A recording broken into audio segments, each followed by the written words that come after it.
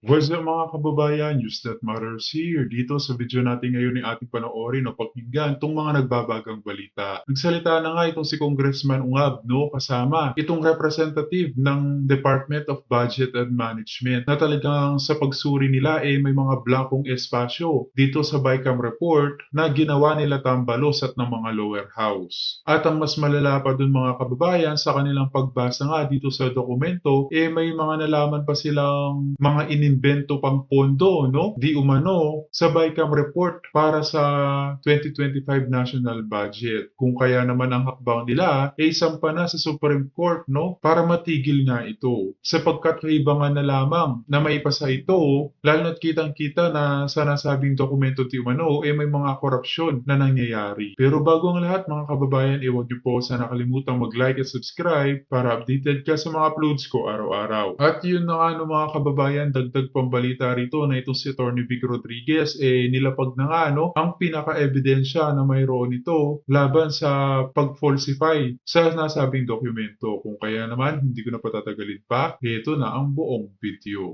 Consid, Attorney Wendell, gusto lang din sana natin maintindihan ba, ang department, the DBM, in the entire process of creating the budget for the government, ano po ba talaga ang mandato ng DBM at kailan kayo papasok sa proseso, sir? Para maintindihan din po namin.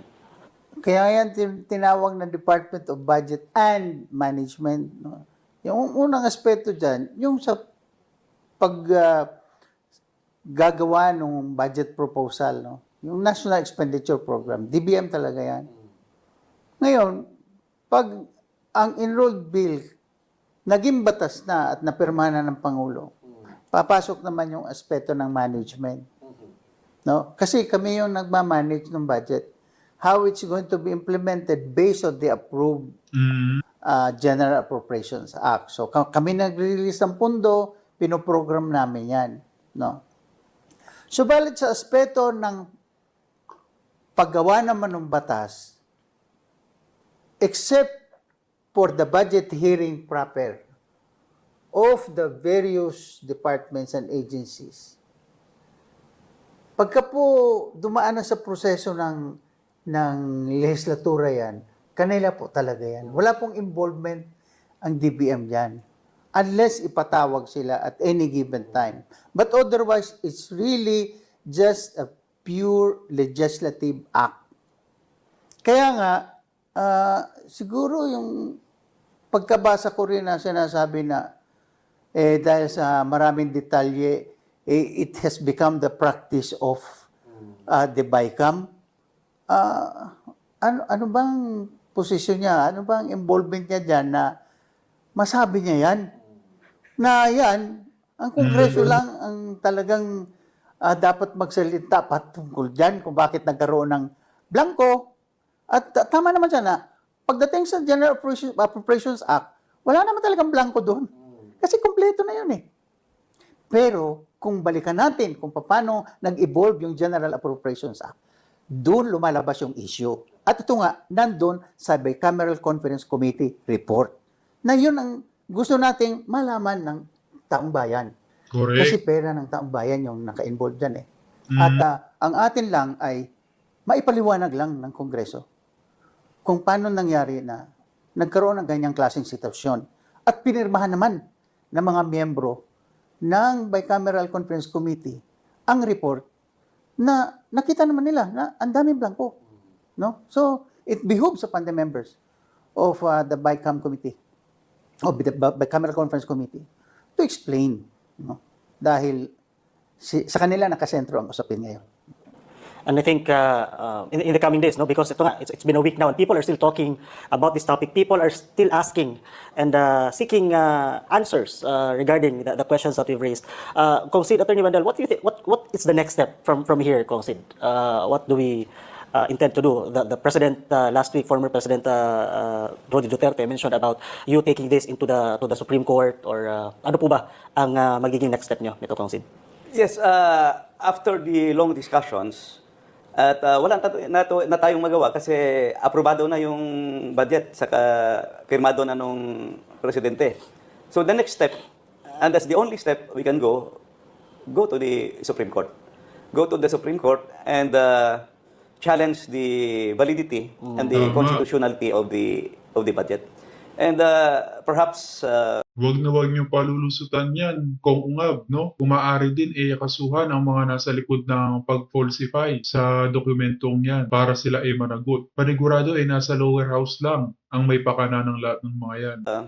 high time for us to kaya nga i-present natin ito sa taong bayan for them to discuss also because it's our taxpayers' money. Every day nagbabayad na ng VAT. Bawat kilos natin, pag sakay natin ng sasakyan, pagbuhos ng gasolina, pagbili ng asukal, punta ka sa grocery, punta ka sa restaurant, kada kilos mo, magbabayad ka ng VAT. So, it behooves upon us to know. It is our right to know kung ano ba talaga nangyari. You know, since time immemorial, the truth will out as it always will. Lalabas talaga. Lalabas ang katotohanan. Kita naman sa Bicameral Conference Committee report na blanco. So, maybe, one next move is to go to the Supreme Court and really file the necessary petition to request the court to declare the GAA because we will present of course the facts na unang-una balikan natin yung first na issue na lumabas yung constitutionality ng buong budget because the constitution is very clear. Alam na alam ni Sec Wendell ito na dapat the highest budget is the education sector. Doon ka mag-allocate ng highest budget. Now, babalikan natin yung budget when presented last July 29 to the House of Representatives. Meron tayong BESF. Merong isang page doon na nakasulat kung ano ang education sector. Ang total, 799 million pesos is the biggest allocation. Sinabi rin during the one, kung babasahin mo yung President's message, nakasulat din, then the number one expenditure in terms of appropriation, the highest will go to the education sector, 799 billion. So, nag-match, no? Nagtali. Number two is the DPWH, 700 billion. So, nakasulat din sa President message. At sa BASF, yung number two yung DPWH na budget. Okay, sa sinabi Tignan nyo na mga kababayan, napakalaking pera ang ilalabas dito sa nasabing BICAM report. Tapos hindi natin gigisahin to, palalagpasin natin to. Kung ito nga ang confidential funds ng OVP, nagawa nilang suriin, dapat lalo na itong BICAM report na to. Ngunit anong nangyari ngayon? Bakit tahimik ang mga tuwadcom patungkol dito? ko na kanina, yung proseso, first reading, second reading sa lower house, first reading, second reading sa upper house. Yung resulta ng dalawa, i-reconcile mo through Bicameral Conference Committee. Yung output ng Bicameral Conference Committee is clear na binawasan nila ng 31 billion yung 799 billion ng education sector. At dinagdagan ng 288 billion yung DPWH. So 1.1 trillion ng DPWH, overtaken talaga. Kahit idagdag mo pa yung mga dinagdag nila, which I think nag-invento na yun. Kasi nandoon sa BASF at saka nandoon sa President's message yung pag-submit, sinabi na doon na yung totals na doon na. So dapat yung plus minus mo doon na sa BICAM. At saka yung dinagdag nila na convergence projects, DPWH talaga yan. Alam ni Wendell yan. Yung hindi lang convergence projects, yung dinagdag nila yung salary differential. Siyempre, mas malaki yung salary differential for the teachers kasi malaki yung teaching force compared to the DPWH employees. However, since time immemorial, pagpasok ko pa sa Kongreso, nandiyan yan sa MPBF. MPBF talaga yan. Paano mo ipasok sa education sector, idagdagan. So, kahit anong engineering pa or re-engineering yung gagawin mo, mataas na talaga itong 2025. Mas mataas ang public works budget, which makes it unconstitutional. So, that will be raised also. And Wika nga ng taong bayan kung ungab worst national budget na naitala sa kasaysayan ng Pilipinas. may laking question, bakit binawasan yung o tinanggal yung budget ng PhilHealth? The health advocates, health sector, maraming doctors are questioning bakit tinanggal yung 74 billion doon. The 74 billion there is intended for the indirect beneficiaries of the PhilHealth. Kasi yung Yung iba naman, yung direct, ay meron naman yun silang, nagbabayad sila ng premium, deduction yun sa salaries. Yung indirect beneficiaries, binabayaran natin yun, galing yan sa sin tax law. Yung sinasabi ni Sec Wendell na may mga automatic appropriations, meron tayong tinatawag na earmark funds. Because the sin tax law says the increment of 103, Republic Act 10351, yung 80% yan will go to universal healthcare. So universal healthcare, that will be the insurance coverage of the indirect beneficiaries. More or less, ang figures na kita ko that time was, there were 25 million indirect beneficiaries. Yun yung mga senior citizens, mga 4-piece beneficiaries, yung mga PWDs. So, saan ngayon kukuha ng pambayad ng premium nila for PhilHealth?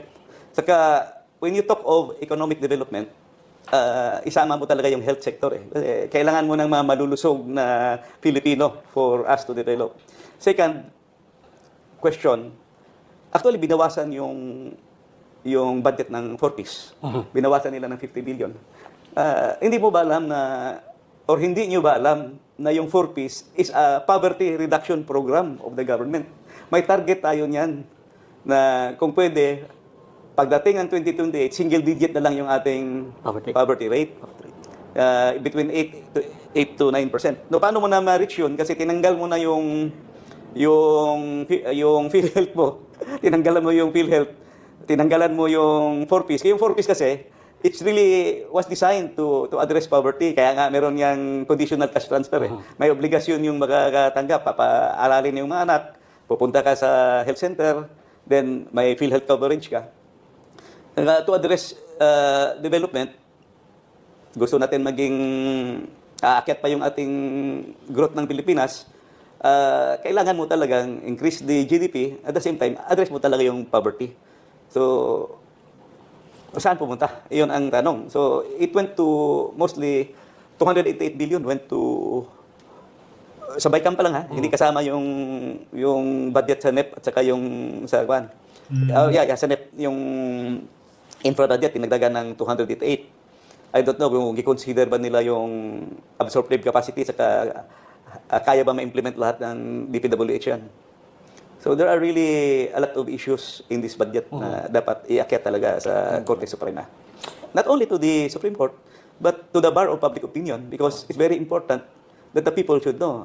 Pera ng taong bayan yan, that's taxpayers' money. The people should know. They have the right to know. We have the right to know. Output nga yung House, may output ang Senate. Correct. Yung Bicameral Conference Committee report, yun ang basis ng enrolled bill. Paano ka magkaroon ng enrolled bill na may blanco naman? So yun ang tinatanong. So please do not deflect the issue. We are not spreading false information here. Kasi congressman ako, pinadalhan ako ng email, meron akong na-receive na copy na Bicameral Conference Committee report.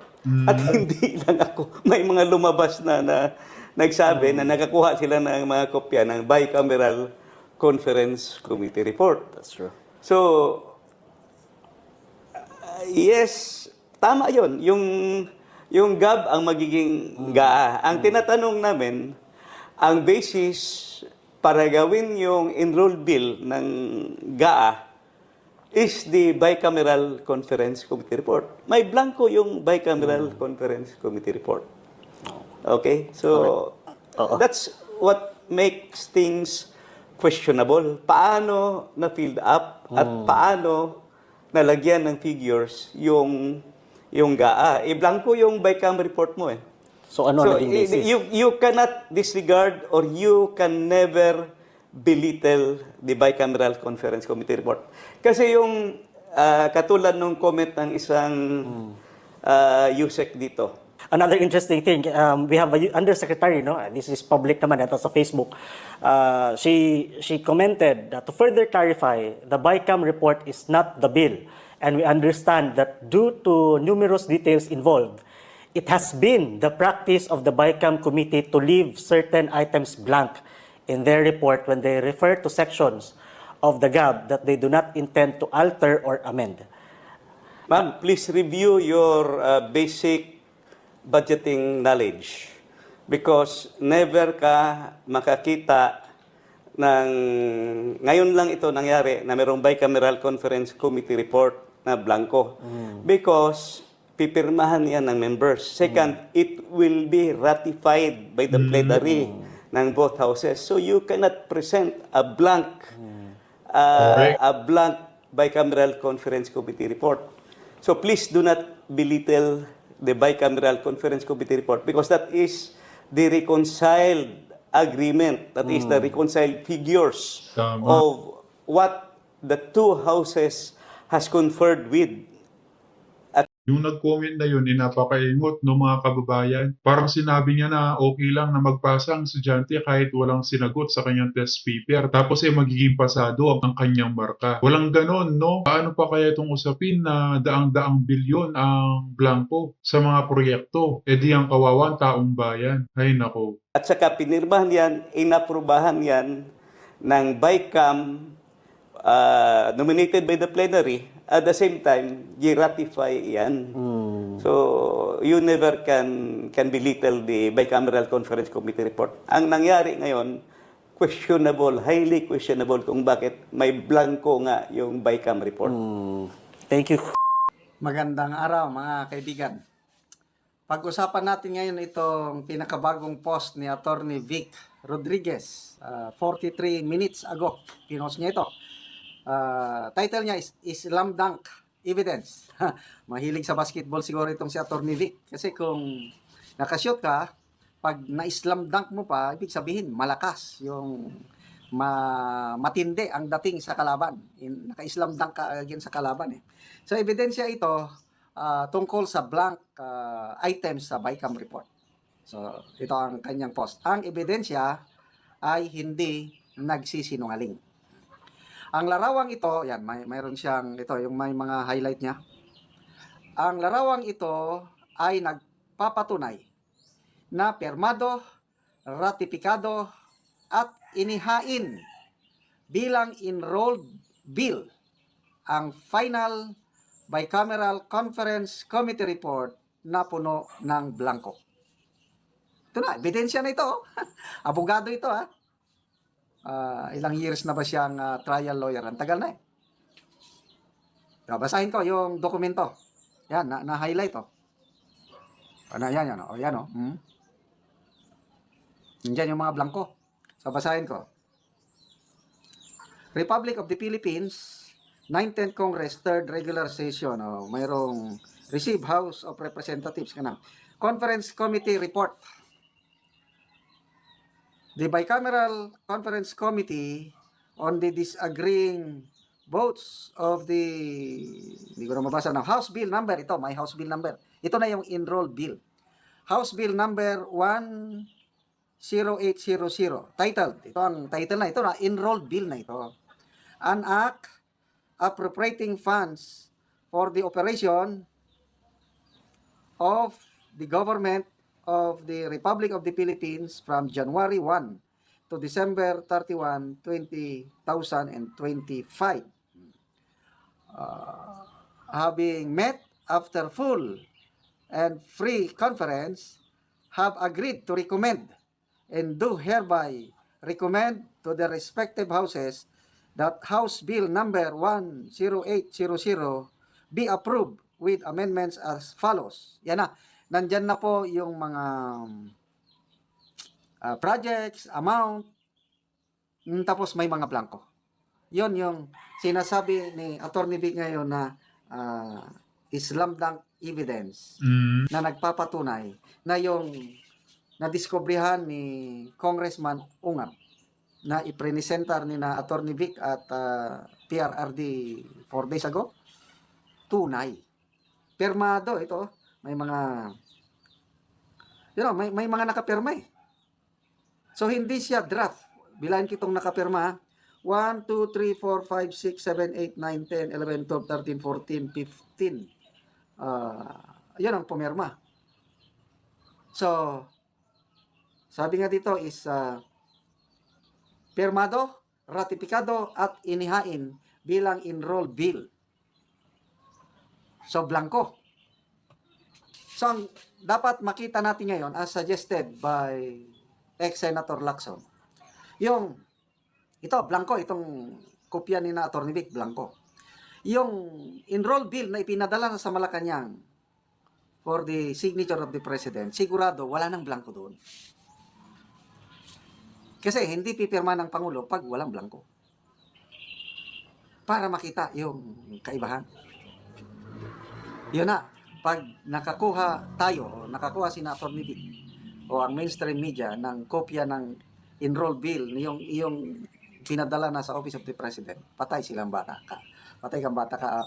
Sabi ni Atty. Vic Rodriguez sa isang live stream niya is ang Philippine Star, ang Balita at iba pang mainstream media, official na nag-request na ng kopya sa Kamara o Kongreso, yung kopya ng enroll bill, baka ito na. I don't know kung ito na ba, nakakuha na kasi bagong ebidensya ito eh. So kung ito na yung enroll bill na blanco, baka baka ang nag-fill up doon na sa palasyo. Hindi pa malin. Kaya nga General Macanas, ang nag-falsify sa dokumentong yan, dapat makasuhan mga kababayan. At kung sino ang mga yon, wika nga ni Atty. Vic Rodriguez, mapababae man o lalaki o grupo sila, dapat silang managot dahil daang bilyong pera ang usapin dito. Paano na lamang kung hindi nga naman na-check to, di naibulsa na nila, nakurakot na nila, grabe. Malinaw ngayon. Kaya lang dito, malinaw na ang hawak ni na Atty. Vic ngayon is pirmado, ratipikado, inihain bilang enroll bill ang final bicameral conference committee report na puno ng blanco. Yan na po ang gagamitin nila na maghain ng reklamo sa Korte Suprema. Kaya yan, may natakot na dyan, may nagponsyo Pilato na, hindi kami mananagot dyan. Bahala ang mga congressmen, mga senador, silang gumawa dyan, o sila ang former Supreme Court Chief Justice yung nagsasabi, alam niya ang batas. Kaya, sino kaya ang mananagot dito? Nako, may isang congresswoman na tumatakbo sa media. Yun, si Congresswoman Stella Kimbo, kawawang mga media. Kagabi, alas 9 yata, patapos yung hearing ni Congresswoman Kimbo, inintay ng media, hinabol siya ng media, ayaw talaga magpa-interview. Rush daw, o busy daw. Ay, nako. Ano ba yan? Kaya binatikos siya ni Atty. Vic Rodriguez na karapatan ng taong bayan na sagutin ang tanong paano napilapan ang mga blanks. Okay. At yun na nga mga kababayan, narinig natin itong mga nagbabagang balita sa oras na ito. As always mga kababayan, kita na lang ulit tayo sa ating next vlog. Huwag niyo po sana nakalimutan mag-like at subscribe para updated ka sa mga uploads ko araw-araw. Maraming po salamat mga kababayan. Ingat and God bless.